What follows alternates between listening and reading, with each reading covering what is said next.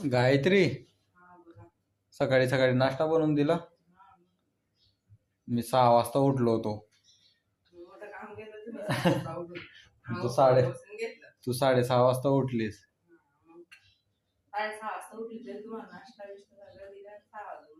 तेव्हा गायत्रीनं मस्त दूध आणि भाकर बनवून दिली.